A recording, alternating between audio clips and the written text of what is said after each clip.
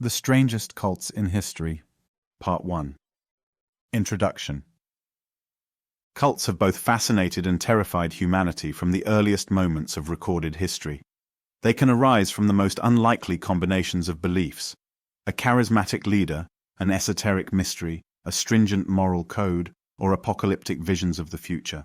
Whether rooted in religion, pseudoscience, political ideology, or syncretic teachings that blend all of the above, cults often flourish in societies gripped by uncertainty or longing for deeper meaning.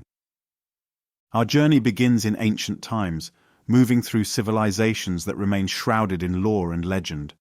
We will trace the pathways of some of the most bizarre sects that have shaped, or attempted to shape, the worldview of their communities, sometimes leaving a trail of destruction behind them, sometimes leaving a legacy of devotion, and other times being lost to the footnotes of history. By approaching these accounts from a narrative perspective, we can try to grasp the psychological pull each group exerted upon its followers. From blood-tinged altars of ancient Mesoamerica to underground meeting halls in Rome, and from medieval heretical sects to 20th century doomsday prophets, the common thread tying these cults together is the combination of fervent faith, unusual, sometimes dangerous practices, and a sense of separation from mainstream society. In reading about these cults, one may see the reflection of all too human desires: the longing for exclusivity, the thirst for salvation, or the quest to belong to something greater than oneself. In Part 1, we will explore several ancient and early cults, some well-known, others only half-remembered, whose strange rituals, beliefs, and historical contexts set them apart. As we progress, take note of the patterns that recur: secrecy, charismatic leadership, bizarre doctrines, and the sense of offering a higher truth. Those same threads persist across centuries, tying ancient rites to modern spiritual movements. Chapter 1. The Spectre of Ancient Mystery Cults. 1.1. The Enigma of the Cult of Mithras. In the dimly lit recesses beneath the sprawling cities of the Roman Empire, small groups of men gathered in cramped, cave-like temples. The mithraic devotees, clad in simple garments, their faces illuminated by flickering torchlight, were about to reenact one of their greatest mysteries: the slaying of the primeval bull by the god Mithras. Origins and spread. The cult of Mithras, also known as Mithraism, arrived in the Roman Empire around the 1st century CE. Its name is derived from Mithra, or Mithras, an Indo-Iranian deity of contracts, justice, and the rising sun. Scholars have traced some of its ideas back to Zoroastrian or Vedic traditions. Yet the Roman cult of Mithras had an identity of its own, filled with secret rites that attracted legionnaires, merchants, and imperial officials. Bizarre element. Perhaps the most iconic image of Mithraism is the tauroctony, a depiction of Mithras slaying a sacred bull. Each mithraic temple, or mithraeum, contained a central icon of the hero god in the act of plunging a dagger into the bull's flank. Blood is shown pouring forth, giving life to the world, while various creatures, like a scorpion and a dog, partake in the scene. Exclusive men-only membership. The cult primarily admitted men. Soldiers found particular resonance in its rigid structure and emphasis on loyalty, courage, and hierarchies of initiation. Women were notably absent, which was unusual given that many other mystery cults, such as the cult of Isis, welcomed both genders. The 7 degrees of initiation. Mithraism involved a set of 7 gradations or degrees through which devotees progressed, each level accompanied by rituals of symbolic death and rebirth. Corax, raven, the lowest order, often associated with menial tasks in the rituals. Nymphos, bridegroom, symbolic marriage to Mithras, indicating deeper commitment. Miles, soldier, a vow of loyalty, reminiscent of military devotion. Leo, lion. Moving higher, the initiate confronted cosmic imagery linked to the zodiac. Perses, Persian, evoked the Persian roots of the Mithras myth. Heliodromus, sunrunner. The initiate was spiritually transformed to carry the solar essence. Pater, father, the highest rank, symbolizing the paternal role of authority and wisdom. Secrets lost to time. Despite its wide popularity, Mithraism left behind no holy scripture. Much of what is known is inferred from mosaics, inscriptions, and the architecture of Mithraea. While not typically violent toward outsiders, the cult was quite insular. Devotees took oaths of secrecy, rendering many of its deeper rituals obscure even to contemporary Roman chroniclers. Death of the cult. By the 4th century CE, the rise of Christianity, backed by imperial power, severely curtailed Mithraism. Christian emperors suppressed this once thriving mystery religion. By the end of the 5th century, Mithraea were abandoned or converted into Christian sites. In modern times, the Mithraic cult's secrecy has led to imaginative speculation, with some fringe authors linking it to conspiracy theories. While not especially destructive by the modern definition of a cult, its exclusivity and the aura of mysticism surrounding it have kept scholars and enthusiasts intrigued for centuries. 1.2 Orphic Mysteries. Few stories from antiquity match the tragic romance of Orpheus and Eurydice. Orpheus, the legendary musician whose voice could charm the animals and even the gods, became the centerpiece of a cultic movement promising the initiated salvation in the afterlife. Core beliefs: dualistic view of humanity. Orphic teachings described humans as having a dual origin, divine spirit inherited from the gods, and a mortal nature rooted in the earthly world. This concept became central to Orphic rites, which aimed to purify initiates and help free their divine essence from the cycle of rebirth. Taboos and diet. Orphic writings, known loosely as the Orphic hymns or Orphic fragments, prescribed an ascetic lifestyle, forbidding the consumption of meat due to beliefs concerning the transmigration of souls, and advocating certain purity rituals. The bizarre myth of Dionysus Zagreus. One of the most peculiar Orphic myths, which sets them apart from mainstream Greek religion, involves Dionysus Zagreus, the child of Zeus and Persephone. The myth says that the Titans dismembered and ate Zagreus, but Athena saved his heart. Zeus then used this remnant to recreate Dionysus, while punishing the Titans with thunderbolts. From the ashes of the Titans sprang humankind. Thus each human is partly divine, from Dionysus, and partly titanic, from the devouring. Ritual implications. Orphic initiates believed they could become closer to the divine Dionysus aspect of their being, escaping the titanic nature that bound them to suffering and rebirth. Secretive rituals and afterlife. While not as thoroughly documented as other mystery religions, the Orphic mysteries were rumored to have included secret liturgical texts, known as the Orphic gold tablets, placed in graves. These tablets often bore instructions for navigating the underworld. The texts might say, "I am a child of earth and starry heaven, but my race is of heaven alone," echoing the believer's claim to divinity. Strangeness factor. The notion that by following Orphic precepts, ritual purity, abstinence from meat, avoidance of certain foods, one could break the cycle of reincarnation was markedly different from mainstream Olympian religion, which focused on appeasing gods for favor in this life rather than ensuring liberation from rebirth cycles.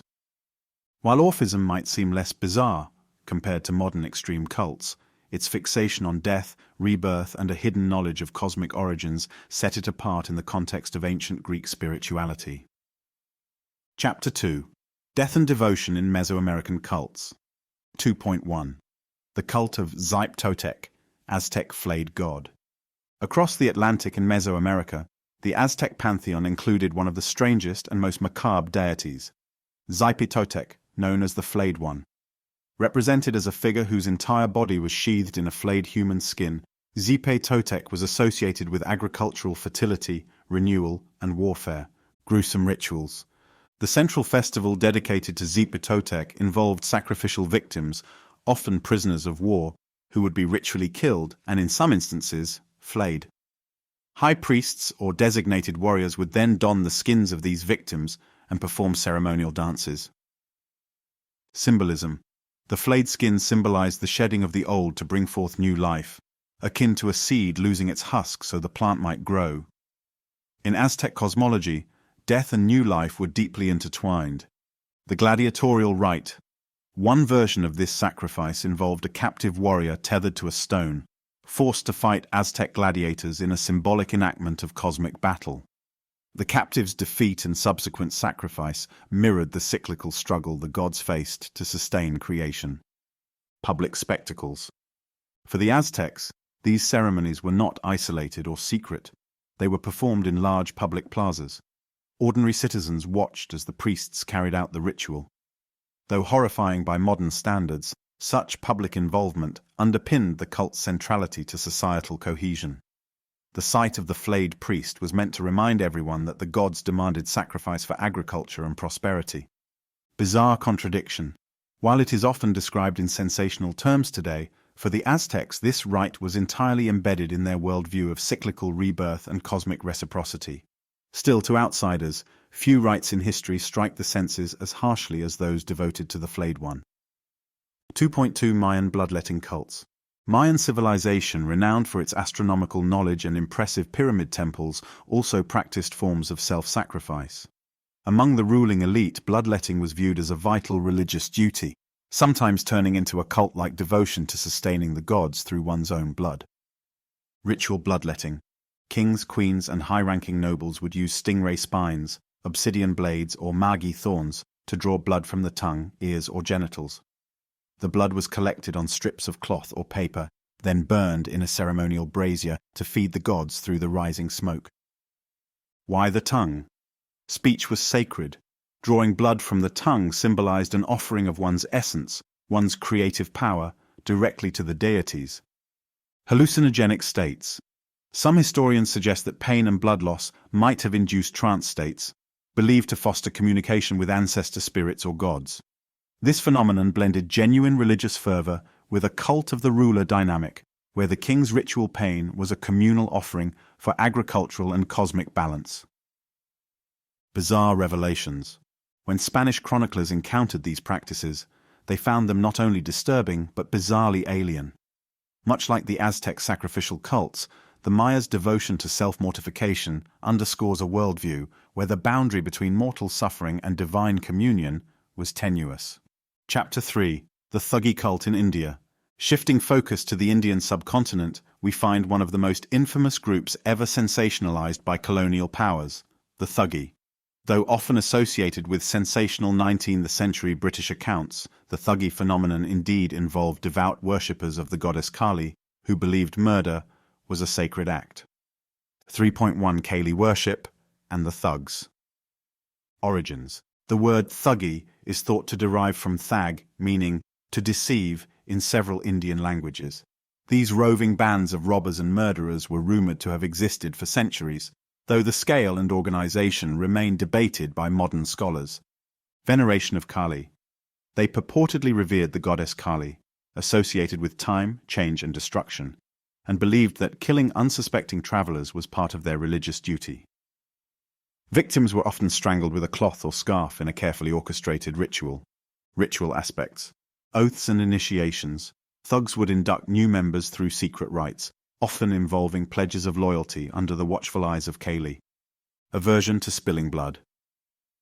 A curious detail recorded in some accounts is that thugs preferred strangulation because it did not spill blood.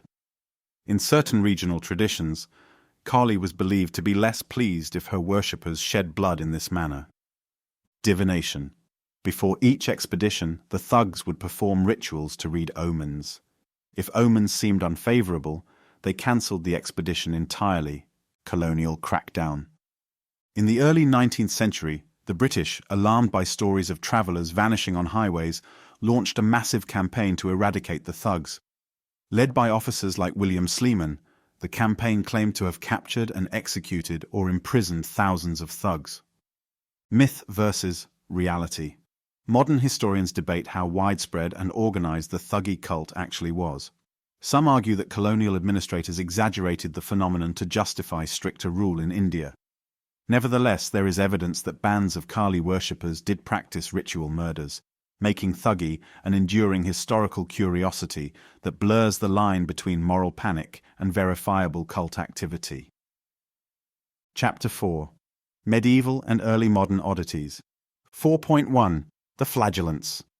During the outbreaks of the Black Death in 14th century Europe, some Christians sought to avert divine wrath through acts of extreme penance. The most dramatic manifestation was the flagellant movement. bands of devotees who marched from town to town, whipping themselves until their backs ran red with blood. Origins: public penance. The earliest flagellant processions can be traced to the late 13th century, but they surged during the plague years, circa 1348 to 1350, when fear of death reached unprecedented heights. The ritual. Dressed in white robes or simple garments, flagellants would enter a village in procession, chanting hymns and lashing themselves with whips tipped with metal or bone. They reenacted the sufferings of Christ, believing that through shared agony they might persuade God to lift the plague. Cult-like tendencies. Secret disciplines. Some flagellant bands devised their own liturgies and codes of conduct outside church oversight, forming a quasi-religious cult. They claimed special revelations and sometimes scorned the authority of local bishops. Apocalyptic fervor. Many believed the end times were imminent.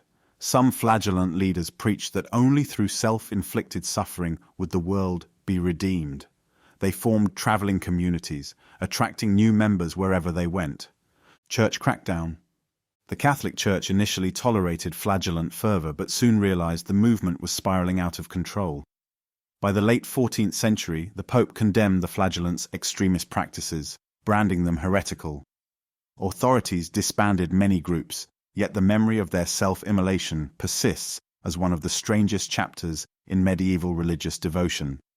4.2. The Adamites. Deep in the forests of Bohemia during the tumult of the 15th century Hussite Wars, a radical sect emerged, embracing total nudity, communal living, and a return to the innocence of the Garden of Eden. They were dubbed the Adamites, or sometimes the Picards. Origins and beliefs. Nudist utopia.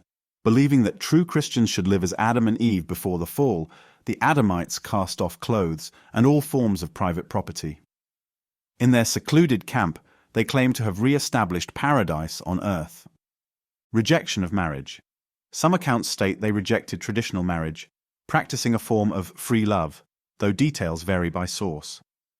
Violent extremism. Certain Adamite factions carried out raids on surrounding villages, justifying violence by claiming they were saints, and everyone outside their camp was irredeemably damned. Downfall. Hussite leader Jan Žižka eventually took it upon himself to crush the Adamite camp, citing both religious heresy and the group's aggression toward local villagers. By the mid-15th century, the Adamites had been largely wiped out. Their brief existence, however, remains a startling example of a fringe group pushing Christian theology to its extreme, culminating in scandalous behavior and violent outbursts. Chapter 5. Mystical movements and ecstatic sects. 5.1. The Agori of India. While not a cult in the typical sense of a closed society under a single charismatic leader, the Agori sect of Hindu ascetics stands out as one of the most visually and ritually bizarre traditions in the world. Dwelling near cremation grounds and smearing themselves with ash from cremated corpses, the Agori are Saiva ascetics who believe in transcending societal taboos to reach spiritual enlightenment. Core philosophy. The Agori adhere to a non-dualistic philosophy, teaching that everything in the universe is a manifestation of Shiva. Therefore, no distinctions of pure or impure truly exist. Shattering taboos. Eating human flesh from uncremated corpses, drinking from skull bowls, and meditating on top of dead bodies are all ways the Agori attempt to dissolve the illusions of duality. Practices. Cannibalism, limited and ritualistic. While sensationalized in media, Agori cannibalism typically involves consuming small pieces of flesh from corpses found at cremation grounds as part of rituals. They don't hunt or murder people for flesh. Rather, they see the corpse as a gift from the holy river Ganges or from Shiva. Alcohol and meat offerings. In contrast to many Orthodox Hindus who avoid alcohol and meat, the Agori freely consume both, further demonstrating their disregard for societal norms, misunderstood and feared. The Agori's shocking lifestyle makes them objects of fear and fascination. Though small in number, they carry on ancient ascetic practices that challenge the boundaries of human experience, straddling the line between saintliness and taboo in the eyes of wider society. 5.2. The Shakers, ecstatic dance and celibacy. Leaping from India to 18th and 19th century America, we find a sect known for quite the opposite of the Agori lifestyle, yet still bizarre in its own right. The Shakers, officially called the United Society of Believers in Christ's Second Appearing, the Shakers derived their nickname from their frenetic, trembling worship style. Founding and beliefs of Mother Ann Lee, an Englishwoman who emigrated to America in 1774, claiming to have had revelations that Christ's second coming was imminent and would manifest in a female form, herself. Celibacy. One of the Shakers' most distinctive practices was complete celibacy, even for married couples who joined. They believed lust and procreation perpetuated sin, expecting the world's imminent transformation which made reproduction unnecessary. Strange yet progressive. Gender equality. In many Shaker communities, men and women shared power equally. Women often held significant leadership roles. Communal living. They lived in large communal dormitories, separated by gender. They owned all property in common, focusing on austere living, craftsmanship, and devotion to God. Ecstatic worship. Shaker services featured intense dancing, shaking, and sometimes the receiving of spiritual messages from the dead or from angels. Outsiders would watch in wonder and occasionally fear as Shakers whirled and shouted in euphoric trances. Decline. Their insistence on celibacy made it difficult to replenish their population except through converts. By the late 19th century, the number of Shakers dwindled drastically. Although not typically described in the same breath as destructive cults, the Shakers' extreme dedication to celibacy, communalism, and ecstatic worship remains an unusual footnote in American religious history. Chapter 6. The Rise of Apocalyptic Visions. 6.1. The Taiping Heavenly Kingdom. China in the mid-19th century was a land of political turmoil and economic hardship, beset by foreign encroachments and internal strife. Out of this climate arose Hong Xiuquan, a self-proclaimed brother of Jesus Christ, who spearheaded a radical religious political movement known as the Taiping Rebellion, 1850 to 1864. Hong Xiuquan's revelation. After failing the imperial examinations multiple times, Hong experienced visions in which he claimed to travel to heaven, where he saw a man with a golden beard who revealed himself as God the Father. This celestial figure rebuked the Confucian idol worshippers and informed Hong he was chosen to purify China. Another man in Hong's vision identified himself as Jesus Christ, Hong's elder brother. The Heavenly Kingdom. Hong founded the Heavenly Kingdom of Great Peace, Taiping Tianguo, and claimed to be the new Messiah entrusted to rid China of demons, namely the ruling Qing dynasty and traditional Confucian practices, cult-like regime, bizarre theocracy. In his Nanjing stronghold, Hong established a theocratic government, banned opium, foot-binding, gambling, and instituted policies reminiscent of an Old Testament-like moral code. Gender segregation and commandments. Hong's movement mandated strict segregation of the sexes. Even married couples sometimes lived apart, advocated communal ownership of goods, and enforced a new 10 Commandments that included prohibitions on adultery, idol worship, and the worship of demons, that is, any god but the Taiping version of the Christian god. Worship of Hong. Though Hong claimed modesty, the lines between worshipping God and venerating Hong grew blurred. His word was treated as divine revelation, and dissent was harshly punished. Cataclysmic end. The Taiping Rebellion turned into one of the deadliest conflicts of the 19th century. Estimates of casualties range from 20 million to 30 million. Eventually, the Qing and allied Western powers besieged Nanjing, retaking it in 1864. Hong died shortly before the city fell, possibly from illness, though rumors of suicide also circulated. The Taiping regime's bizarre mixture of Christianity, Chinese folk religion, and apocalyptic fervor stands as one of history's most destructive cult-like movements. 6.2. The Millerites and the Great Disappointment. On a smaller, non-violent scale in the United States, a Baptist preacher named William Miller ignited a fervor for the second coming of Christ. Calculating biblical prophecies found in Daniel and Revelation, Miller concluded that Jesus would return around 1843 or 1844. The Adventist movement. Mass expectation. Miller's preaching drew tens of thousands of followers. Many sold their belongings and gathered on hillsides awaiting Christ's imminent arrival. Great disappointment. When October 22, 1844 passed without incident, believers were left in despair. Some gave up their faith entirely. Others reinterpreted the date as the start of a new, spiritual phase, laying groundwork for what would become the Seventh-day Adventist Church. Crisis and splintering. Though not typically described as a bizarre cult in the sense of lurid or violent practices, the Millerite movement's powerful apocalyptic expectation and subsequent heartbreak illustrate how doomsday predictions can shape and shatter communities. It also paved the way for other apocalyptic offshoots, some of which turned more radical. Chapter 7. Modern Precursors to the 20th Century. Before we move into the 20th century, where the term cult often conjures images of doomsday bunkers, mass suicides, or manipulative leaders, the 19th century provided a fertile ground for new religious movements. Communities in both Europe and America experimented with utopian socialism, mystical revivals, polygamous marriages, and more. Some of these ventures blossomed into established denominations, others fizzled out or devolved into scandal. The Strangest Cults in History, Part 2. Chapter 8. Strange Seeds of the 19th Century. By the mid to late 19th century, industrialization was reshaping societies on both sides of the Atlantic. Steam-powered technology, urban overcrowding, political revolutions, and scientific breakthroughs, like Darwin's theory of evolution, placed established religious and social structures under strain. Into this maelstrom stepped new religious movements, utopian communities, and esoteric societies, some of which would mature into mainstream churches, while others would either vanish or evolve into cult-like forms. Though we've already seen apocalyptic fervor in groups such as the Millerites, other utopian-minded or esoteric-leaning societies formed in the United States and Europe, experimenting with communal living, free love, spiritual channeling, and the pursuit of hidden knowledge.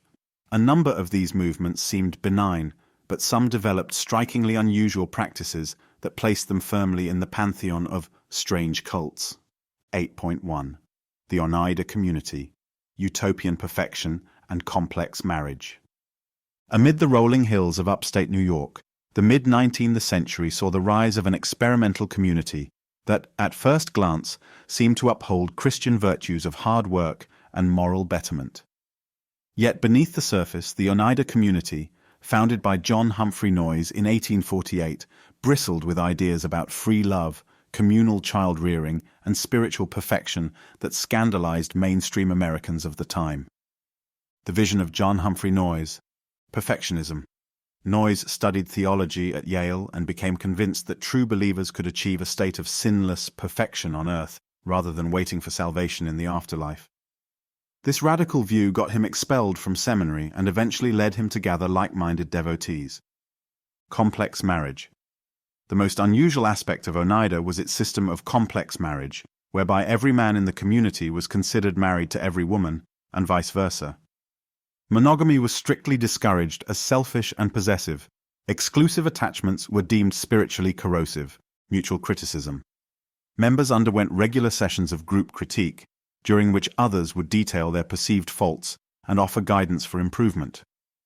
Though intended as a path to communal harmony, these sessions could border on psychological torment, with certain individuals singled out for harsh rebukes.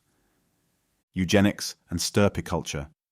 Oneida's leadership took their theories of communal relationships a step further in the 1860s with stirpiculture, an early form of selective breeding among members deemed most spiritually and physically fit. Over 50 children were born under the stirpiculture program, each raised communally. Scandal and controversy. As rumors spread about the group's practices, outsiders labeled Oneida a free love cult.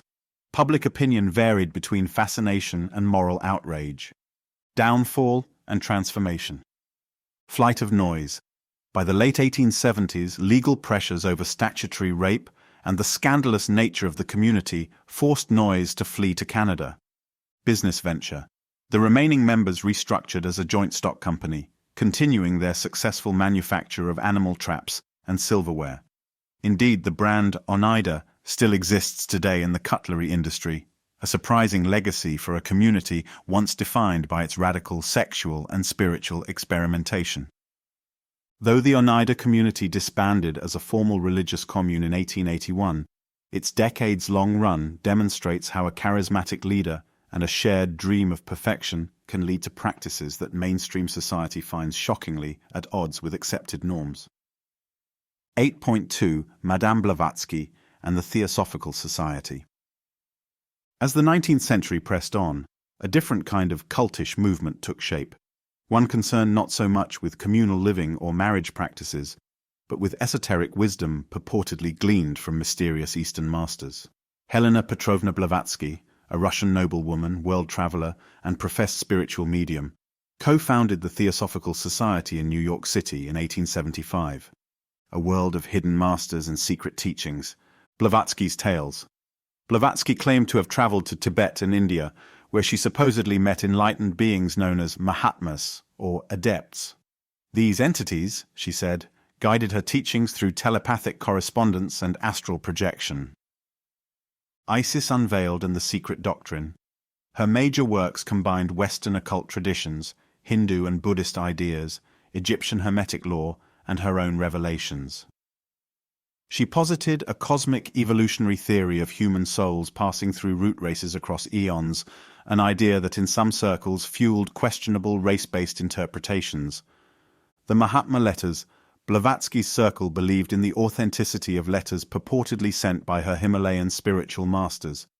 Yet various skeptics and even some insiders accused her of outright fraud, suspecting she composed the letters herself or used sleight of hand to produce them. Cult or Esoteric Society. The Theosophical Society fostered a fascination with Eastern spirituality among Western seekers, influencing luminaries like William Butler Yeats and Thomas Edison. Although it was not a cult in the classic sense of an authoritarian commune, it possessed features that spurred controversy. Unquestioning veneration of founders, Blavatsky's devout followers placed her on a pedestal, asserting that her clairvoyant and telepathic abilities were genuine, despite evidence to the contrary. Secret knowledge.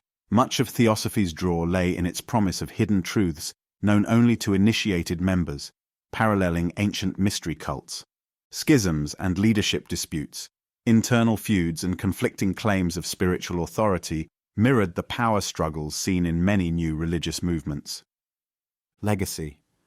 Despite the controversies, Theosophy deeply influenced the West's interpretation of Eastern mysticism. Offshoots, like the Anthroposophical Society, founded by Rudolf Steiner, continued developing the idea of hidden spiritual hierarchies and cosmic evolution. Many modern New Age concepts, such as astral travel, karma, and chakras, gained mainstream traction partly thanks to Blavatsky's wide-reaching influence. 8.3 The Hermetic Order of the Golden Dawn. Just as Theosophy was taking root, Victorian England witnessed the birth of another esoteric group, the Hermetic Order of the Golden Dawn, founded circa 1887 to 1888. This order famously drew on ritual magic, alchemy, Kabbalah, and Rosicrucian symbolism to create a structured path of initiation. While not always labeled a cult by modern scholars, its secrecy, bizarre rituals, and eventual internal schisms lend it more than a whiff of the cultic atmosphere. Founding. Mysterious beginnings.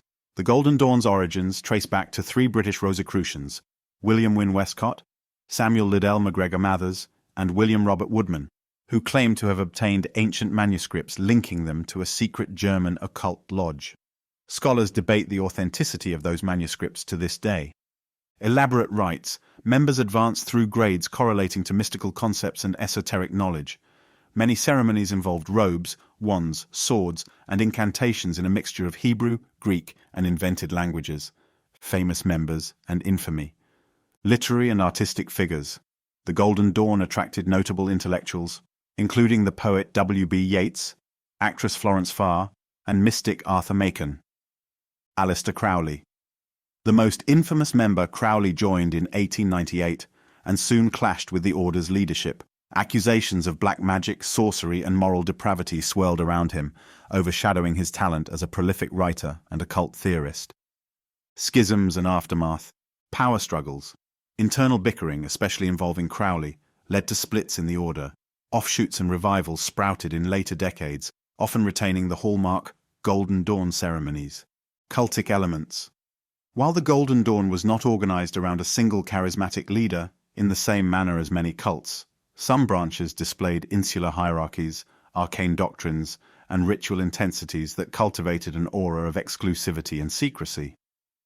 In many respects, the Golden Dawn bridged the gap between older European ceremonial magic traditions and the modern occult revival, an undercurrent that later bled into 20th century spiritual movements with more explicit cultic leanings. Chapter 9. Bridging into the 20th century. New tensions, new movements. As the world transitioned from the 19th to the 20th century, seismic changes were underway. Empires teetered, world wars loomed, and the sciences and pseudosciences were forging bold new frontiers. This tumult, combined with the ongoing sense of disenchantment many felt toward mainstream institutions, fueled a new wave of cultic activity. Where previously one might associate cult with either hush-hush esoteric lodges or small utopian communes, the 20th century would see the emergence of highly visible, sometimes violently destructive groups. Yet before we get to the infamous doomsday movements and mass suicides that would carve headlines in the late 20th century, let us examine a few more lesser-known but equally strange preludes that blossomed in the early decades of the 1900s. 9.1. The Panacea Society, seeking Eden in an English town. In the peaceful English town of Bedford during the early 20th century, a small religious group believed they were the caretakers of the literal Garden of Eden's restoration on earth. Known as the Panacea Society, they followed the prophecies of Joanna Southcott, an 18th century self-proclaimed prophetess, who had declared she was carrying the Messiah in her womb at the age of 64, a claim that ended with her death and no child in sight. The Panacea beliefs, box of prophecies, followers claimed that Southcott had left behind a sealed box containing answers to humanity's woes, which could be opened only in the presence of all 24 bishops of the Church of England. The Panacea Society members spent decades petitioning bishops to open it, without success. A new holy city in Bedford. The group's leader, Mabel Baltrop, who renamed herself Octavia, taught that Bedford would be the site of the New Jerusalem. They designated certain houses in the area as sacred, believing that the healing powers of God could emanate from these domestic spaces. Special linen squares. The society distributed small squares of linen worldwide, claiming that placing them on the sick would cure illness. Thousands wrote to request these panacea squares, leading the group to insist that they had a global ministry. Cultic characteristics. Charismatic foundress, Baltrop, revered by her followers, claimed to receive direct revelations from God. Members treated her writings as modern scripture. Secrecy and insularity. While not violently coercive, the Panacea Society existed in a bubble of esoteric prophecy and unwavering loyalty to Baltrop's leadership. They maintained a low profile, yet for decades, their mission to open Southcott's box remained fervent and unwavering. Though the society dwindled significantly after Baltrop's death in 1934, remnants continued well into the late 20th century, leaving behind an unusual legacy of Christian prophetic fervor centered on the notion that an English market town might be the fulcrum of world salvation. 9.2. Father Divine and the Peace Mission Movement. Meanwhile, in the United States, a figure known as Father Divine, born George Baker Jr. circa 1876-1965, launched what he called the International Peace Mission Movement, blending Christian imagery, prosperity teachings, and a pronounced claim of his own divinity. God in a body. Father Divine's claim. He taught that he was God incarnate and that his presence could bring about an era of peace and plenty. Communal banquets. Among the peace mission's hallmarks were grand Holy Communion feasts that fed both black and white adherents in an era of entrenched racial segregation. Father Divine insisted his movement transcended race, class, and nationality, bizarre aspects, purity and abstinence. Members were often required to remain celibate, avoid alcohol, and adhere to strict moral codes. Not unlike the Shakers, Father Divine saw sexual desire as sinful, yet he also promised material prosperity, a curious blend of asceticism and abundance. Property acquisitions. The movement amassed substantial real estate holdings, including hotels and businesses where members lived and worked communally. Some outsiders accused Father Divine of exploiting devotees' labor for financial gain, though loyal members testified to experiencing real communal support and improved living standards. Strange succession. After Father Divine's death in 1965, his Canadian-born wife, referred to by followers as Mother Divine, continued leading the dwindling movement. Their headquarters in Philadelphia remains a testament to a once thriving religious empire built on the charismatic claim of an incarnate deity. Though less lurid than some 20th century cults, the peace mission movement's combination of messianic leadership, communal living, and strict moral codes exemplifies the multifaceted religious experiments that would characterize the century to come. Chapter 10. Prelude to Modern Catastrophes. By the 1930s and 1940s, the Great Depression and the onset of World War II overshadowed many smaller religious experiments. After the war, the rise of consumer culture, the baby boom, and the Cold War shaped the next era. Mainline Christian denominations vied for global influence, while new voices in esoteric, Eastern-influenced, and messianic movements sought to fill spiritual longings in an age of atomic anxiety. Gradually, the definition of cult evolved in both academic and popular usage to denote groups deemed manipulative, deceptive, or dangerous. Some of the mid-20th century groups would appear benign at first, inviting casual adherents to meditation or communal gatherings, before metamorphosing into more controlling or destructive patterns. Others would remain small yet deeply secretive, fueling myth and rumor until dramatic events forced them into the public eye. In Part 3, we'll enter the latter half of the 20th century, examining some of the most infamous names: Jim Jones and Jonestown, Charles Manson and the Family, the Branch Davidians, Heaven's Gate, Aum Shinrikyo, and more. Their stories epitomize the darkest extremes of cultic devotion and manipulation, often culminating in horrific violence or mass suicide. Yet within these cautionary tales, we'll also note the deeply human themes of spiritual yearning, fear of societal collapse, and the powerful allure of charismatic leadership. Whether cloaked in Christian rhetoric, Eastern esotericism, UFO beliefs, or apocalyptic prophecy, the psychology at play remains tragically familiar from century to century. The Strangest Cults in History, Part 3. Chapter 11. Seeds of the 1960s, Counterculture Meets Cultic Devotion. The 1960s in the United States and much of the Western world saw an eruption of countercultural energy, youth rebellion, psychedelic drugs, anti-war demonstrations, and communal experimentation. As trust in government, mainstream religion, and the so-called establishment eroded, a vacuum opened for alternative spiritualities and charismatic leaders to seize the spotlight. Against this backdrop, several cults emerged that would forever alter how the public perceived such movements. Some cults capitalized on the era's free love ideals, while others were built around apocalyptic prophecies or syncretic religious philosophies. A few were relatively small and obscure, but gained outsized notoriety through sensational media reports. Others grew to thousands of members, acquiring significant wealth and power.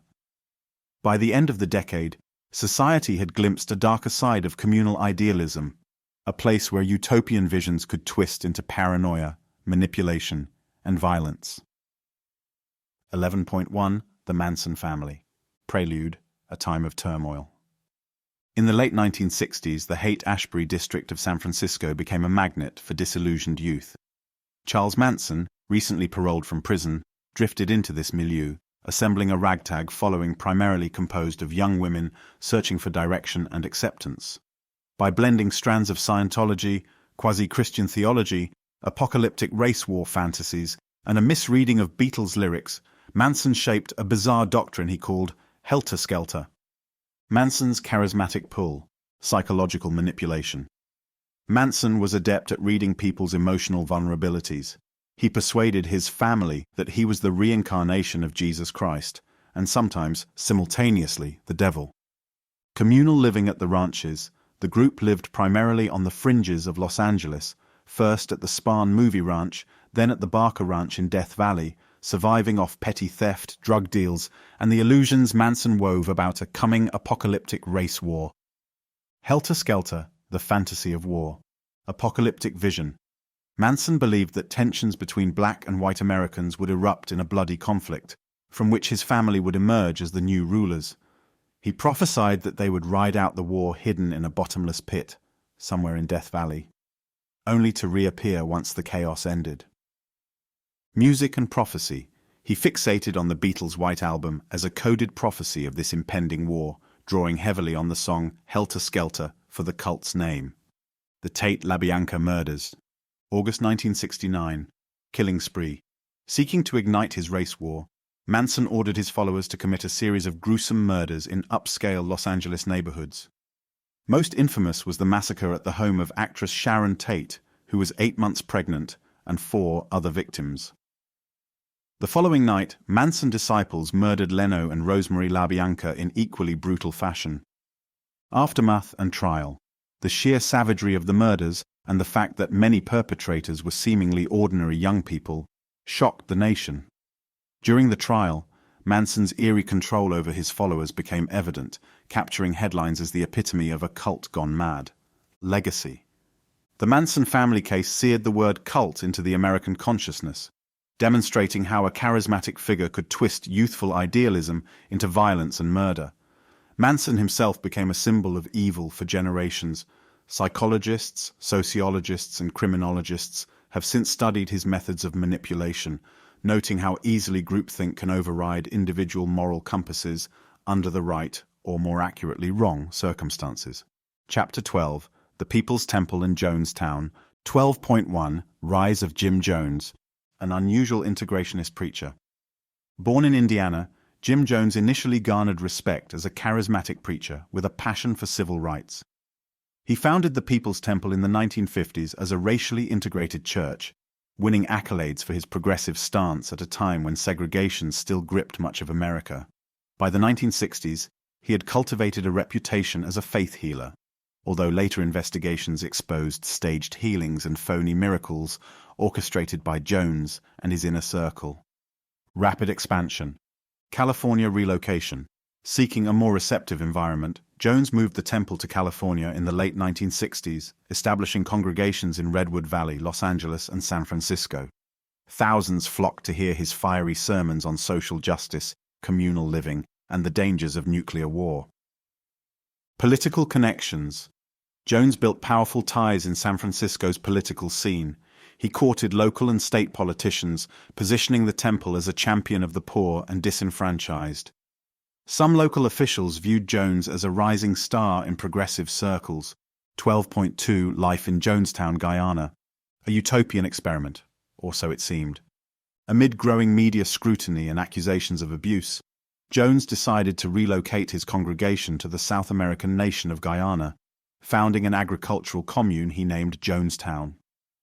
On the surface, this was a chance to create a socialist paradise, free from external persecution. In practice, Jonestown became a prison-like environment. Harsh realities. Members worked long hours in the fields, surviving on meager rations. Armed guards patrolled the commune to prevent defections. Propaganda broadcasts and mandatory white night drills, simulated mass suicides, reinforced Jones's total control. Medical and psychological control. Jones dispensed medications, sometimes forcibly, and used intimidation, public humiliation, and sleep deprivation to keep members obedient. Congressman Ryan's visit. In November 1978, U.S. Congressman Leo Ryan traveled to Guyana with journalists and concerned relatives of Jonestown residents. Initially welcomed, Ryan's group discovered multiple people desperate to leave. A tense standoff ensued, culminating in violence at a nearby airstrip. Temple gunmen killed Ryan and several others trying to depart. 12.3 The mass suicide. Revolutionary suicide. With the murders at the airstrip, Jones became convinced that U.S. authorities would soon raid the commune. His fatal order quickly followed. He told his followers to commit revolutionary suicide by drinking a concoction of flavored drink mix laced with cyanide, sedatives, and tranquilizers. Over 900 people, men, women, and children, perished in the largest single loss of American civilian life in a non-natural disaster until September 11, 2001. Reasons for compliance. Many were terrified of the armed guards. Others, long subjected to Jones's psychological manipulation, genuinely believed in his apocalyptic vision. The horrifying scene left bodies scattered around the commune. Legacy of the word cult. In the aftermath, Jonestown became synonymous with the dangers of blind devotion. The phrase, "drink the Kool-Aid," while a grim distortion of events, entered the lexicon as a warning against unthinking allegiance. Jim Jones's end. Jones himself was found dead from a gunshot wound to the head, likely self-inflicted. Post-mortem analyses revealed just how deeply his authoritarian rule and megalomania had spread through the temple's ranks, making Jonestown one of history's deadliest examples of a cult tragedy. Chapter 13, The Branch Davidians and the Siege at Waco. 13.1, The Davidian Roots. Early splinter from Seventh-day Adventism. Long before the infamous 1993 standoff with U.S. federal agents, the Branch Davidians existed as an offshoot of the Seventh-day Adventist Church. Founded in the 1930s by Victor Houtef, the group believed in prophecy and the imminent end of the world. Over the decades, various leaders reshaped the sect's doctrines, emphasizing the Book of Revelation's apocalyptic imagery. David Koresh enters the scene. Born Vernon Wayne Howell, David Koresh joined the group in the 1980s. His charisma, knack for biblical exposition, and claims of direct revelations from God catapulted him to leadership. Koresh taught that he was a messianic figure, the Lamb prophesied to unlock the 7 seals in the Book of Revelation. 13.2 Life at Mount Carmel, an apocalyptic community. Compound culture. Under Koresh's rule, members lived communally at the Mount Carmel Center near Waco, Texas. Koresh governed all aspects of life, from mealtimes to Bible study sessions that lasted hours. Polygamy and allegations of abuse. Koresh claimed a divine mandate to take multiple wives, some of whom were underage. Allegations of child abuse circulated, prompting investigations by Child Protective Services. Storing firearms, arms and preparations, the Branch Davidians legally purchased a large cache of weapons, including semi-automatic rifles. Koresh insisted they had the right to bear arms and needed them for self-defense in an end-times scenario. Disputed illegality. Some firearms were suspected of being modified to fire automatically. This, along with the child abuse accusations, attracted the attention of the Bureau of Alcohol, Tobacco, and Firearms, ATF. 13.3, the 1993 standoff, the ATF raid. On February 28, 1993, the ATF attempted to serve search and arrest warrants at Mount Carmel. A gun battle erupted, leaving 4 agents and 6 Branch Davidians dead. A 51-day siege by the FBI ensued, dominating global headlines. Negotiations and psychological tactics. Negotiations. FBI negotiators struggled to gain Koresh's cooperation, while Koresh insisted he needed time to write his 7 Seals manuscript. Tensions. Within the FBI, some agents favored patient negotiation, while others insisted on more aggressive tactics. The authorities blasted loud music, used bright lights at night, and eventually cut power in attempts to pressure the group. Tragic end. On April 19, 1993, the FBI used tear gas to try and force the Davidians out. A catastrophic fire soon engulfed the compound, killing 76 people, including Koresh, and many children. To this day, questions remain about whether the Davidians started the fire themselves, as the government contends, or whether it was triggered by gas canisters and flammable chemicals. Aftermath. The Waco siege became a flashpoint for debates about religious freedom, government overreach, and cultic manipulation.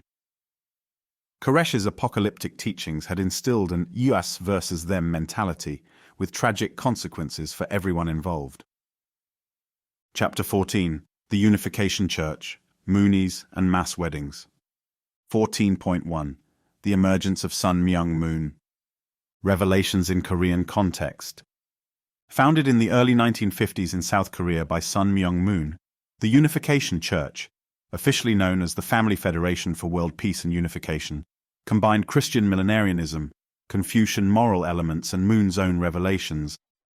Moon taught that he was chosen by Jesus to complete humanity's salvation, a mission allegedly unfulfilled by Christ's crucifixion. Global expansion.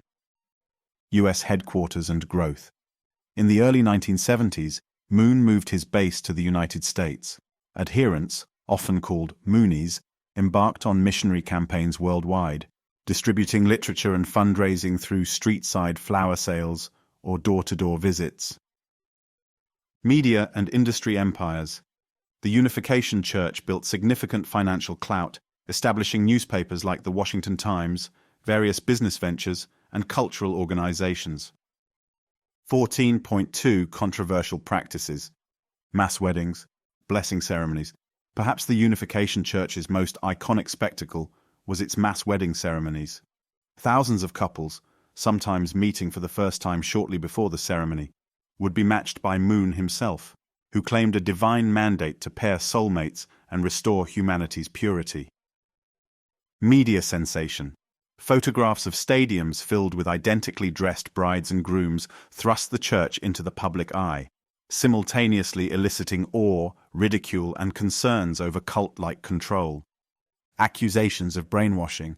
During the 1970s and 1980s, the Unification Church was a prime target of the anti-cult movement. Families alleged that their children were being indoctrinated, isolated from former friends and relatives, and stripped of their individuality. Deprogramming attempts, sometimes involuntary, became common. Evolving image and legacy. Political influence. Moon courted politicians and religious figures worldwide, aiming to present the Unification Church as a global force for anti-communism, conservative values, and interfaith cooperation. Succession struggles. After Moon's death in 2012, leadership disputes emerged among his children. Splinter movements formed, some led by Moon's sons with varying theological tweaks, while the main body continues to hold mass weddings and global conferences. While less violently destructive than groups like the Manson family or People's Temple, the Unification Church showcased how a single leader's messianic claims could attract global followings, spark controversy, and build a vast organizational empire, one that some outside observers still categorize as cultic for its regimented lifestyle and zealous devotion to Moon's singular authority. Chapter 15. Heaven's Gate. When UFO beliefs turn deadly. 15.1 Founders Marshall Applewhite and Bonnie Nettles. A Cosmic Calling. In the early 1970s, Texan music teacher Marshall Herf Applewhite met nurse Bonnie Lou Nettles at a Houston hospital. Both shared a passion for Christian esoterica and UFOs. They believed themselves to be the two, referencing the Book of Revelation's two end-times witnesses, adopting new names, Do, Applewhite, and T, Nettles. They launched a wandering ministry, pitching an odd blend of sci-fi theology and Christian apocalypticism. Recruitment and desert communes. From human individual metamorphosis to total overcomers, they preached that humanity must evolve beyond its bodily containers to ascend to a next level in space. Nomadic lifestyle. In the mid-1970s, Applewhite and Nettles traveled the US, holding information sessions. A small but dedicated group followed them into remote campsites, practicing ascetic living to purify themselves for cosmic departure. 15.2 The Doctrines of Ascension. Earth as a Seedbed. Heaven's Gate taught that highly evolved extraterrestrials, aligned with the biblical God, periodically send representatives, like Jesus, to Earth to help humans ascend. Members believed Applewhite was a successor to Jesus, preparing them for an imminent spaceship rescue. Renunciation of earthly attachments, celibacy and restricted diet, similar to other groups, for example the Shakers. Heaven's Gate enforced strict celibacy, with some male members, including Applewhite himself, undergoing voluntary castrations. Members also adhered to regimented diets and communal living, giving up personal possessions and contact with their families. Uniformity. They wore matching, gender-neutral clothing and cropped hair, minimizing individuality in pursuit of spiritual unity. 15.3 The 1997 Mass Suicide. Hale-Bopp Comet Phenomenon. When the Hale-Bopp Comet appeared in 1997, Applewhite declared it was the celestial sign they had long awaited. The mothership, or so they believed, was hidden behind the comet. ready to ferry their souls to the next level. Exit statements and preparations. The group meticulously planned their exit. They recorded farewell videos, donned matching black outfits and Nike sneakers, and consumed a lethal mixture of phenobarbital and vodka. Final act. 39 members died over the course of several days in a San Diego mansion, each with a patch on their arm reading, "Heaven's Gate Away Team." Media shock and cultural impact. The story grabbed international headlines. A group of seemingly intelligent, polite, and technologically savvy adults had coordinated a collective suicide tied to UFO salvation beliefs. Such an event challenged the assumption that only fringe or unstable individuals could fall into cultic behavior. Heaven's Gate remains a stark reminder of how a charismatic ideology, even one laced with science fiction, can evolve into a lethal conclusion. Reflections on the late 20th century cult explosion. Between the Manson murders of 1969 and the Heaven's Gate mass suicide of 1997, the concept of cults thoroughly embedded itself in the public imagination. These groups, however different in doctrine, race wars, biblical apocalypses, UFO salvation, shared key traits. Charismatic leadership. Each had a central figure whose authority was nearly absolute, whether that figure claimed direct communion with God, a cosmic identity, or prophetic insight. Isolation. Cult members often lived apart from mainstream society, physically or psychologically, reinforcing insular belief systems and an us versus them mentality. Doctrinal absolutism. The group's worldview was presented as the only valid reality. Divergence or questioning was discouraged or punished. Apocalyptic or transformational goals. Many promised dramatic world change, either through divine or extraterrestrial intervention, or through violent confrontation. As the 20th century drew to a close, the media, law enforcement, and public at large had become increasingly vigilant about identifying and combating such groups. Yet new movements continued to sprout, each with its own peculiar blend of prophecy, salvation, and in some cases, looming tragedy. The Strangest Cults in History, Part 4. Chapter 16, Children of God, Rebranded, Yet Still Controversial. 16.1, Founding by David Moses Berg. In the swirling currents of the 1960s counterculture, an evangelical preacher named David Brant Berg emerged as the charismatic leader of a group first known as Teens for Christ, and later as Children of God, COG. Early on, Berg preached a message of radical Christian commitment, living communally and giving up material possessions. But as the movement grew, Berg's teachings became increasingly unorthodox and often disturbing. Early ministry. In the late 1960s, Berg and his followers set up communal homes in California, evangelizing among hippies and runaways. Charismatic father figure, Berg styled himself as Moses David or Mo, issuing long Mo letters to guide his followers every aspect of life, from theology and sex to finances and child-rearing. 16.2 Controversial practices. Flirty fishing. By the 1970s, Berg introduced a recruitment method dubbed flirty fishing, encouraging female members to engage in sexual relationships with potential converts to bring them into the group. This brazen practice, combined with the free love ethos, caused public outcry and led critics to label the group a sex cult. Communal child rearing and abuse allegations. Children's education. Kids were often raised in group nurseries and taught strictly according to Berg's doctrines. Allegations of sexual abuse.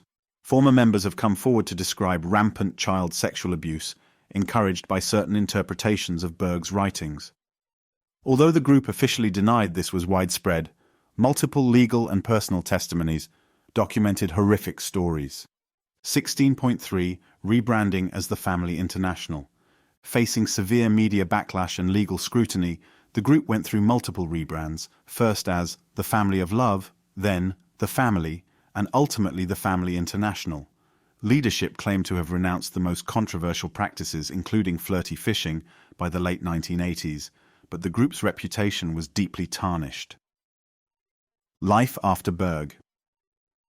After Berg's death in 1994, his widow, Karen Zerby, took control.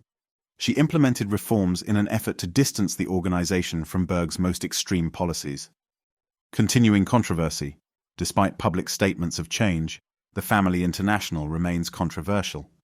Ex-members still accuse the group of whitewashing its history and failing to fully support survivors of abuse.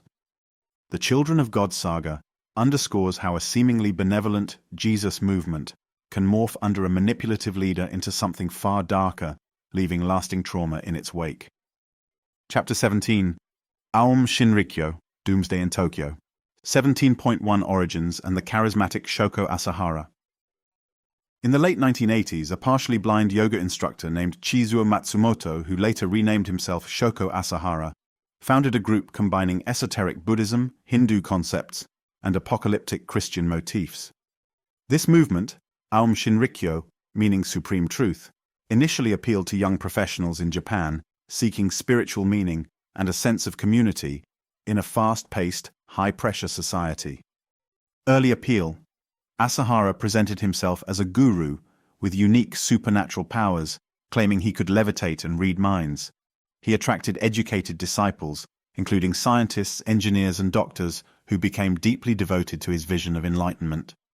Messianic ambitions: Asahara prophesied a coming Armageddon, World War III triggered by the United States, and taught that Aum's elite practitioners would survive to usher in a new spiritual age. 17.2 From Devotion to Domestic Terrorism, Secret Weapons Program. Under Asahara's direction, Aum amassed a clandestine arsenal.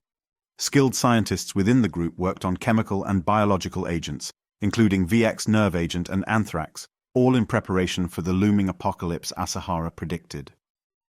1994 Matsumoto Incident. Before the infamous Tokyo subway attack, Aum tested its sarin nerve gas in Matsumoto City, killing 8 people and injuring hundreds. The event was initially baffling to authorities, who did not suspect Aum at the time. 17.3 The 1995 Tokyo subway sarin attack. Coordinated morning assault.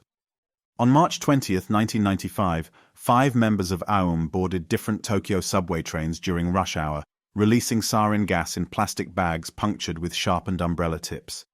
The odorless and lethal nerve agent killed 13 people and harmed thousands more, sowing panic across the Japanese capital. Global shock and crackdown. Leaders' capture. Asahara was eventually found hiding in a hidden compartment inside the group's compound. He was arrested, tried, and later sentenced to death, carried out in 2018. Public reckoning. In a culture that prized social harmony, the idea of a domestic religious group carrying out mass murder was profoundly traumatic. Authorities revoked Aum's religious status, seized assets, and cracked down on members. Aftermath and splinter groups. Renamed Aleph and later splitting further into different factions, remnants of Aum Shinrikyo still exist, but operate under heavy surveillance. The Tokyo subway attack remains one of the deadliest acts of domestic terrorism in Japan's history, and a sobering example of how a doomsday cult can turn theological fantasies into catastrophic violence. Chapter 18. The Order of the Solar Temple. Murder, Suicide, and Mysticism. 18.1 Founders and Beliefs. In the late 1980s, 2 charismatic men, Joseph Dimambro, a Swiss businessman with an interest in occult teachings, and Luc Jouret, a Belgian homeopathic doctor, founded the Order of the Solar Temple. They drew on modern Templar lore, Rosicrucian mysticism, and New Age beliefs about cosmic transcendence. The order claimed to offer spiritual enlightenment through secret rites reminiscent of medieval chivalric orders, with additional apocalyptic undertones. Esoteric rituals. Members engaged in elaborate ceremonies involving robes, swords, and references to hidden knowledge passed down from the Knights Templar. Messianic prophecy. Dimambro and Jouret taught that they were guiding chosen members to prepare for a transition to a higher dimension, possibly on a star called Sirius. 18.2 The Path to Tragedy. Financial exploitation. A consistent theme among ex-members' accounts is the exploitation of followers for large sums of money, which Dimambro used to finance the order's lavish rituals and his personal lifestyle. Disillusionment and seeds of violence. By the early 1990s, internal dissent grew. Some members doubted the leader's prophecies, and rumors emerged that Dimambro orchestrated fake miracles using stage effects. Paranoia festered, culminating in a sense of impending apocalyptic transition, 18.3 mass killings and suicides, 1994 to 1995 incidents. Switzerland and Quebec deaths. Between 1994 and 1995, dozens of order members, including Dimambro and Jure, were found dead in orchestrated murder-suicides in Switzerland and Canada. Some were drugged, others shot or smothered. Ritualistic scenes were discovered, with bodies arranged in a circle around a Templar symbol. Child sacrifice allegations.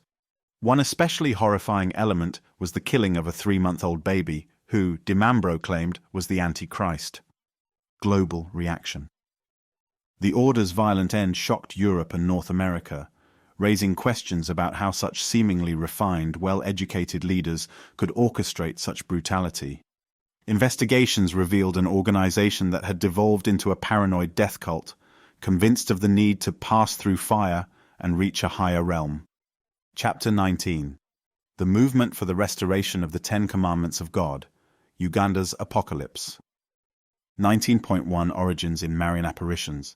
In the late 1980s, a group of Ugandan visionaries, including a former prostitute named Credonia Murinda and an ex-Catholic seminarian named Joseph Kibwetir, claimed they had received messages from the Virgin Mary about the end of the world. Forming the movement for the restoration of the Ten Commandments of God, they preached strict adherence to the Decalogue, the Ten Commandments, with an emphasis on avoiding sin and preparing for the apocalypse. Isolation and communal life. Members sold their belongings, living communally on land purchased by group leaders. They fasted regularly and spoke little, believing idle talk led to sin. Prophetic deadlines. The leaders repeatedly announced specific dates for the end times, dates that came and went without event. 19.2. Catastrophic finale in 2000. Failed prophecy and rising discontent. When yet another doomsday prophecy, originally set for December 31, 1999, failed, dissatisfaction built among followers who had given up everything. Mass murder or mass suicide. On March 17, 2000, hundreds of movement members gathered in their main church building. A fire erupted, trapping and killing all inside. Subsequent investigations uncovered other mass graves on movement properties, suggesting that group leaders had systematically murdered dissenters. The death toll is estimated between 700 and 1,000. Revelations and aftermath. Authorities characterized the incident as either a mass suicide or a mass murder orchestrated by leadership to cover up financial misdeeds and the failure of their end-time prophecies. Kibwetir and Morinde vanished. Rumors claim they also died in the fire, while others suggest they may have fled. The tragedy remains one of Africa's deadliest cult incidents, underscoring how apocalyptic fervor can swiftly turn lethal. Chapter 20. Scientology, Controversy, Celebrities, and Control. 20.1 L. Ron Hubbard's Dianetics. In 1950, science fiction writer Lafayette Ronald Hubbard published Dianetics, The Modern Science of Mental Health, claiming to offer a method for eradicating negative engrams in the subconscious mind. His theories evolved into a new religious movement, Scientology. By 1953, Hubbard had formally established the Church of Scientology, blending psychological self-improvement, Eastern-like cosmology, and past-life narratives. E-meters and auditing. Central to Scientology is the practice of auditing, where a device called an e-meter measures electrical skin responses. Church members believe this process uncovers and clears traumatic memories from present and past lives. Celebrity endorsements. Starting in the 1960s, Hubbard targeted Hollywood stars, successfully recruiting celebrity figures who brought significant publicity and financial support. 20.2 Accusations of Abuse and Control. Fair game policy. Critics and ex-members assert that Scientology employs aggressive tactics, sometimes called fair game, to harass, discredit, or sue those who speak out against the Church. While the Church officially states that fair game has been cancelled, many individuals, from investigative journalists to ex-members, have reported intimidation campaigns. Sea Org and alleged labor abuses. Monastic Crew. The Sea Organization, Sea Org, is a core group of the Church's most dedicated members who sign billion-year contracts symbolizing reincarnation-based commitment. They typically live communally and work long hours for minimal pay. Notable cases. There have been multiple high-profile defectors, such as actress Leah Remini, who describe harsh living conditions, forced isolation, and mental coercion. 20.3. The ongoing debate. Scientology remains officially recognized as a religion in some countries, like the United States, while in others, like Germany, it is treated as a potential threat to democracy or labeled a sect.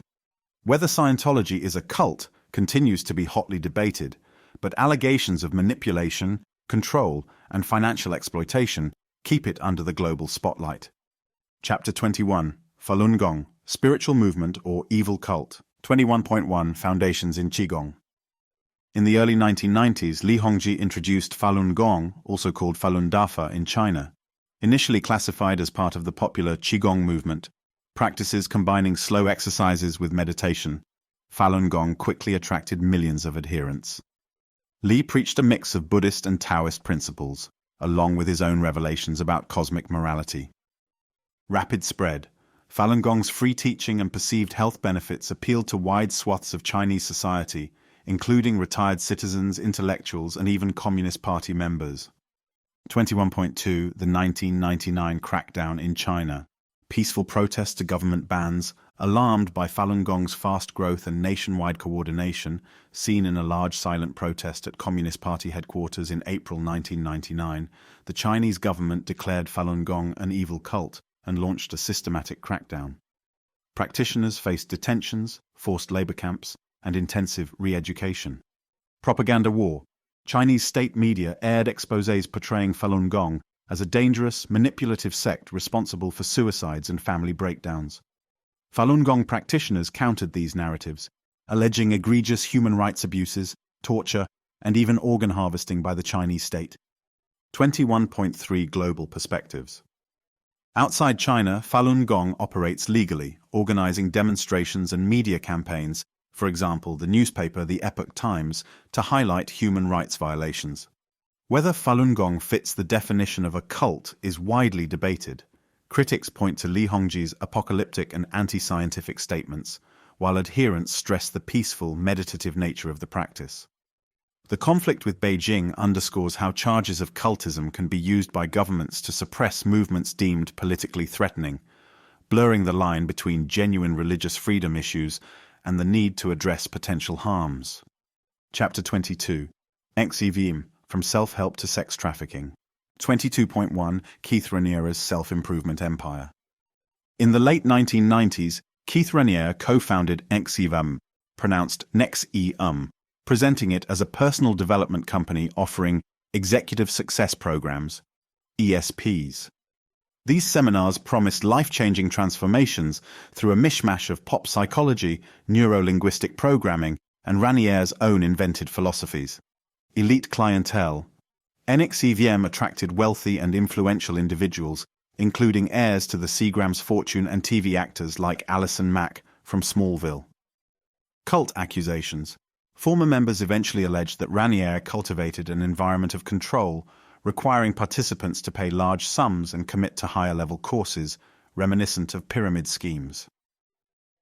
22.2 The DOS Secret Society, Dominus Obsequious Sororium. In 2017, revelations surfaced about a hidden subgroup within XIVM, known by its Latin initials DOS, Master Over Slave Women. Created by Raniere and several top female lieutenants, DOS involved ritual branding of women's bodies, with Raniere's initials and coerced submission to his sexual demands. Collateral and blackmail. Women were allegedly required to hand over compromising personal information, sometimes nude photos or damaging secrets about family members, as collateral to ensure loyalty and secrecy. Allison Mack's role. The actress pleaded guilty to racketeering charges, admitting her involvement in recruiting women under false pretenses and pressuring them to engage in sexual acts with Raniere. 22.3 FBI investigation and convictions. By 2018, federal authorities had arrested Raniere, Mack, and others on charges including sex trafficking, forced labor, and racketeering conspiracy. Raniere was ultimately convicted and sentenced to 120 years in prison. The court cases and ongoing fallout. Many ex-members are still processing the psychological and financial toll. Lawsuits against XIVM's wealthy backers continue, and the story sparked documentaries and docuseries exploring how intelligent, successful individuals could be drawn into what prosecutors described as a manipulative, coercive cult. Chapter 23. Cults in the Internet Era, A New Frontier. 23.1 Online Recruitment and Digital Echo Chambers. While the 20th century saw cults flourish in physical communes or behind closed doors, the Internet era has opened new avenues for recruitment and radicalization. Today's groups may form around conspiracy theories, extremist ideologies, or charismatic influencers who build sizable followings on social media platforms. Isolation via algorithm. Digital communities can create echo chambers, making it easier for leaders to frame dissenting voices as malevolent outsiders. Rapid viral spread. A belief system, no matter how bizarre, can reach thousands or millions almost overnight via viral posts or videos. 23.2. Some modern examples. QAnon.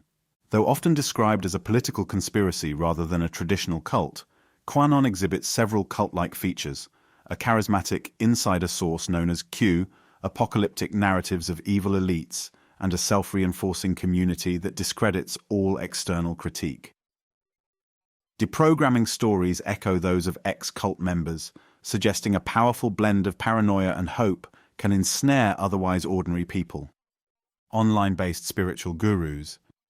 Platforms like YouTube or TikTok host myriad self-proclaimed spiritual leaders offering secret knowledge, radical diets, or New Age healings.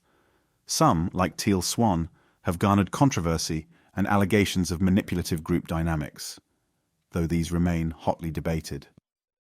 Conclusion of Part 4.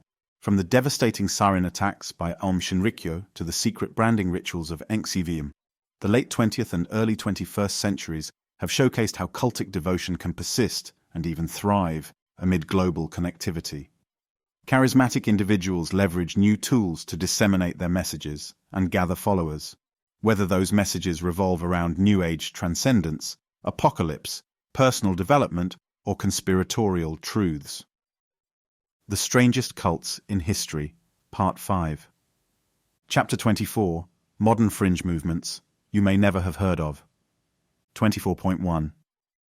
The Raelian Movement, Cloning, UFOs, and a Sensual Paradise. Origins and Beliefs. In 1973, a French race car journalist named Claude Vorilhon, later calling himself Rael, claimed to have encountered extraterrestrial beings called Elohim. According to Rael's accounts, these advanced aliens revealed that they had created humanity through scientific processes akin to cloning. The Elohim allegedly asked Rael to spread their message of peace, sexual liberation, and scientific progress. Gospel of Clone Gods. In Raelian cosmology, all religious figures, Jesus, Buddha, Muhammad, were sent by the Elohim to guide humanity. Raelians reject the notion of a supernatural God, insisting instead that alien scientists are the true creators. Sensual meditation and geniocracy. The group advocates free sexuality, promoting what they call sensual meditation to elevate consciousness. Politically, Rael pushes for geniocracy, a system in which only the most intelligent, as measured by IQ testing, can lead. Cloning controversies. Clonaid. In 1997, Rael announced the formation of a company, Clonaid, aimed at human cloning. In 2002, the group made sensational and unverified claims that they had successfully produced the first cloned human baby, Eve. Scientists worldwide dismissed the announcement for lack of evidence, but it generated a media firestorm. Cult, or harmless UFO religion. While many critics label the Raelian movement a cult, members counter that they maintain ordinary lives and that the group's hallmark is openness and celebration of science. Allegations of fraud and sexual grooming have periodically surfaced, but Raelians deny wrongdoing. Today, the Raelian movement remains relatively small but highly visible on the global stage. They leverage media stunts like their annual Go Topless Day, advocating equal rights for women, to push for a combination of sexual freedom, scientific research without ethical constraints, and the eventual welcoming of the Elohim back to Earth. 24.2. the Church of the Last Testament, Vissarion's Siberian Jesus.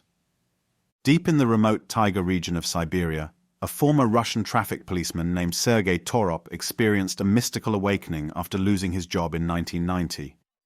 Torop declared himself Vissarion, the returned Christ, and founded the Church of the Last Testament. Community in the wilderness. Abode of Dawn, Vissarion's followers established a settlement called the City of the Sun, also known as Taibakul, a sprawling commune in the forest. There, they observe strict vegetarianism, eschew alcohol, and worship Vissarion as the living Messiah. Syncretic theology. The group's teachings draw loosely on Orthodox Christianity, Eastern mysticism, and environmentalist ideals.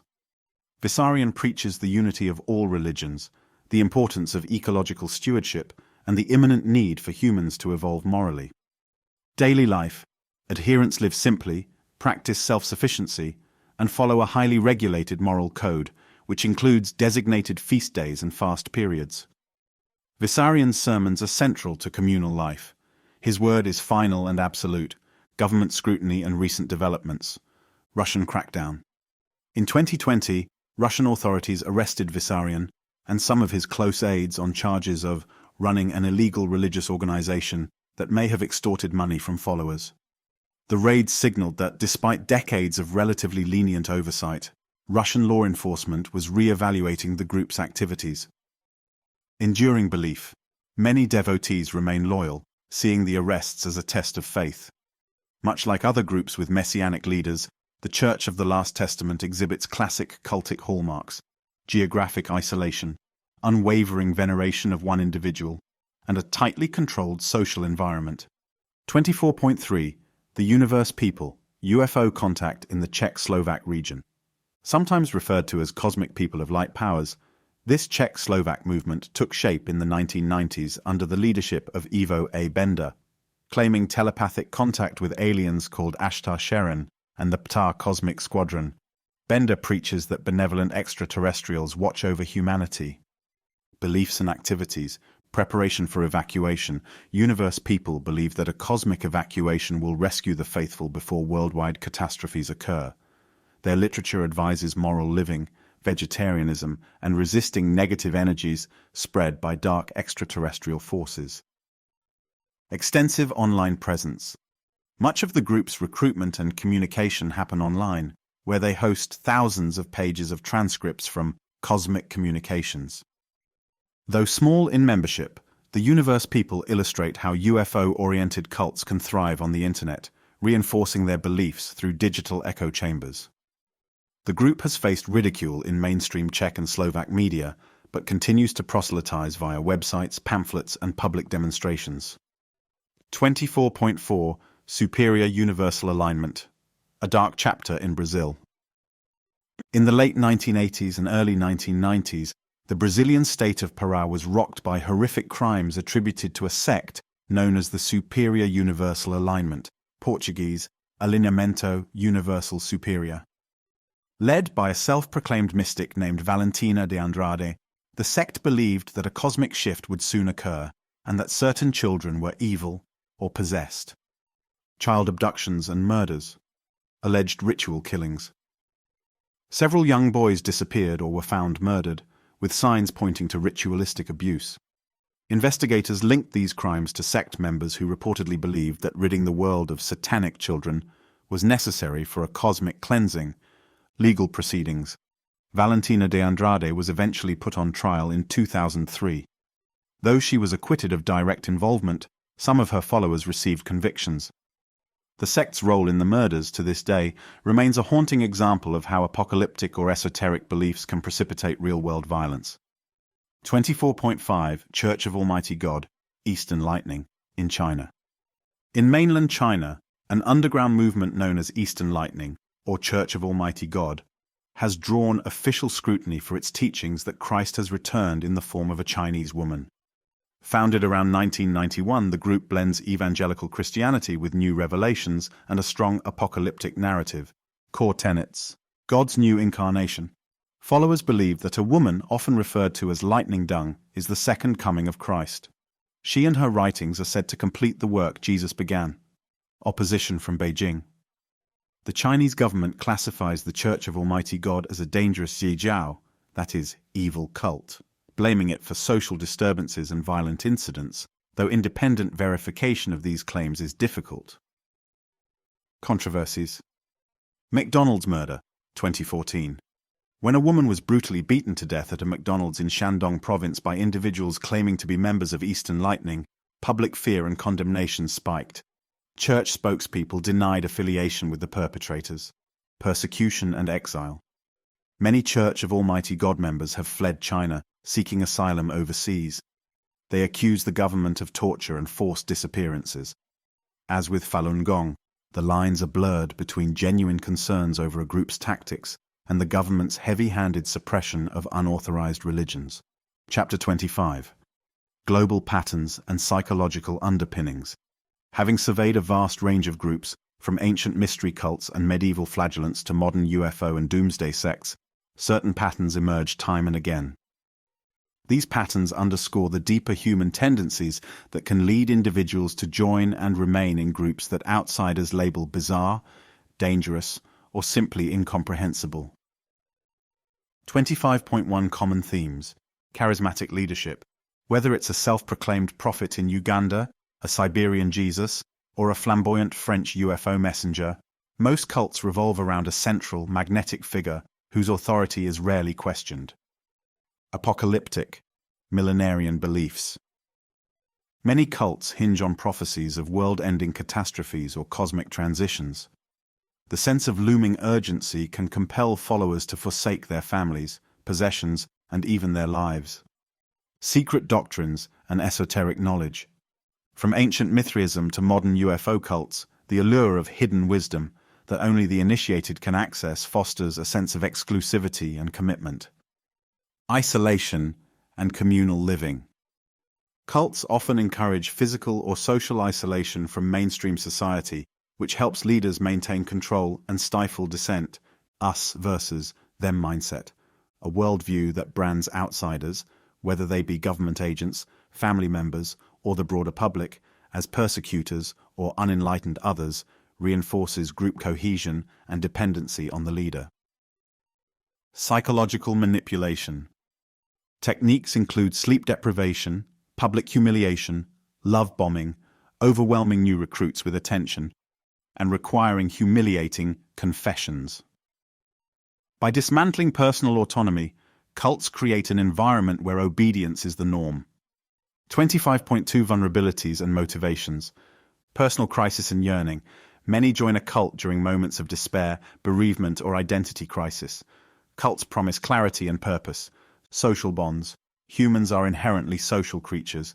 The communal solidarity and acceptance offered by cults can be powerfully enticing, especially for those who feel isolated or marginalized. Quest for spiritual meaning.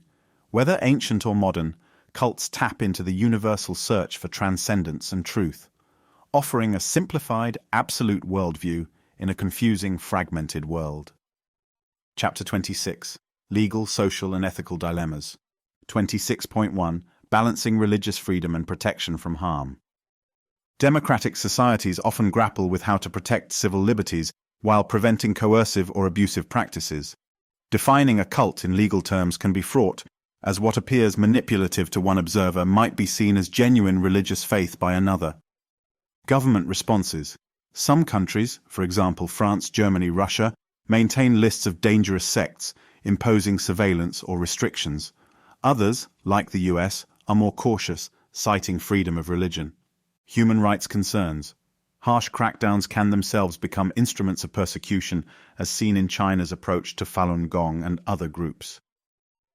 The challenge lies in distinguishing legitimate public safety concerns from unjust repression. 26.2 Deprogramming and exit counseling. During the 1970s and 1980s, families of cult members sometimes hired deprogrammers, who at times resorted to abduction and psychological pressure to break the cult's hold. Such methods sparked legal and ethical controversies. Today, many professionals advocate exit counseling, a gentler approach emphasizing dialogue and voluntary reflection. Still, the process remains complex, especially for those deeply entrenched in a group's ideology. 26.3 The role of the media. High-profile cult tragedies like Jonestown or the Tokyo subway attack often spark sensational coverage that can oversimplify or stigmatize new religious movements. While media exposure can illuminate abuses, it can also generate moral panics and reinforce stereotypes. Balancing thorough investigative reporting with nuanced understanding is a continual challenge. Chapter 27. Looking Ahead. Cults in the 21st Century. Even as older cults disband or reinvent themselves, new movements arise, shaped by the era's technologies and anxieties. The Internet enables global recruitment and rapid dissemination of ideas, from QAnon's viral conspiracy culture to smaller enclaves of spiritual gurus on social media. Virtual communities can replicate the in-person isolation once achieved by rural communes, creating digital echo chambers that amplify extreme beliefs. Potential future trends. Micro-cults. Online, smaller, influencer-led groups with tightly knit online memberships might proliferate, free from the need for physical compounds. Transnational movements. Global connectivity allows leaders to recruit across borders, complicating law enforcement and oversight. Rise of AI and transhumanist sects. Just as some older cults embraced UFOs or cloning, new groups may center on artificial intelligence, seeking digital immortality or merging with machines. Final thoughts. From blood-soaked altars in Mesoamerica to virtual altars on YouTube, the story of cults is intertwined with humanity's deepest longings and fears. Each group, however strange or shocking, reflects universal questions about identity, community, and destiny. At times, cults have offered genuine solace or a sense of belonging. At others, they have wrought unimaginable harm through manipulation, violence, and exploitation. Why people still join? Community. In a fragmented world, any group offering unconditional acceptance can be alluring. Certainty. Complex social or existential challenges push many to seek definitive answers and clear moral structures. Charisma. Certain personalities project confidence and vision so compelling that critical thinking gives way to trust. Lessons learned. Stay informed.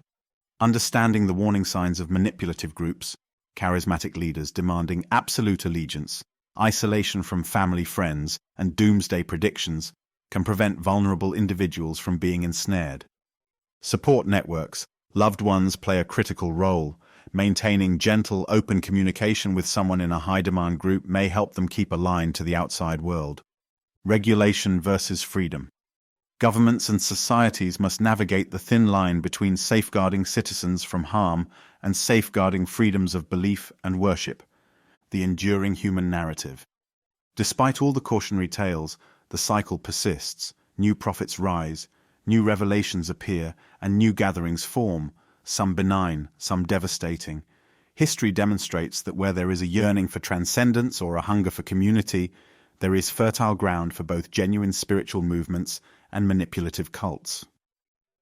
Ultimately, the saga of the world's strangest cults is a testament to humanity's creative, hopeful, and sometimes destructive drive to answer life's grand questions.